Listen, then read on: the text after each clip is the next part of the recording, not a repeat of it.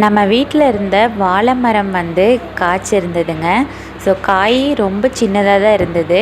இதெல்லாமே பஜ்ஜி போடுற வாழைங்க. சரி, இன்றைக்கி ஈவினிங் நம்ம பொரித்து பஜ்ஜி போட்டால் என்ன அப்படின்னு தோணுச்சு. க்ளவுடியாகவும் இருந்துச்சு கிளைமேட்டு. அதனால சரி ஏதாவது மொறுன்னு சாப்பிட்லாம் அப்படின்னு தோணுச்சு.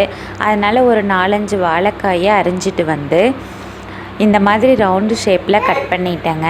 எனக்கு நீளமாக சரியாக கட் பண்ண தெரியாது, கடைகளில் போடுற மாதிரி. அதனால் நான் ரவுண்டு ஷேப்லேயே கட் பண்ணிக்கிட்டேன். கடையில் வாங்கின பஜ்ஜி போண்டா மிக்ஸ் தாங்க யூஸ் பண்ணேன். எனக்கு ப்ராப்பராக உப்பு, மிளகாத்தூள் இதெல்லாம் போட்டு பஜ்ஜி மாவுலாம் ரெடி பண்ண தெரியாது. அதனால் எப்பயுமே கடையிலேருந்து பஜ்ஜி மாவு வாங்கிட்டு அதில் தான் யூஸ் பண்ணிக்குவேன்.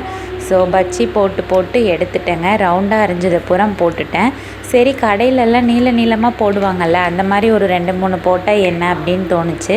சரி, அதையும் ட்ரை பண்ணி பார்ப்போமேன்னு சொல்லிவிட்டு நீளமாக போட்டு அரிஞ்சு அதையும் எடுத்துட்டோங்க. ஸோ இந்த க்ளவுடியான கிளைமேட்டில் இன்றைக்கி வேறு லீவு. பிரணீத்துக்கு தெரப்பி கிளாஸ் இல்லை. சாட்டர்டே சண்டே 2 நாளும் தெரப்பி கிளாஸ் இருக்காதுங்க.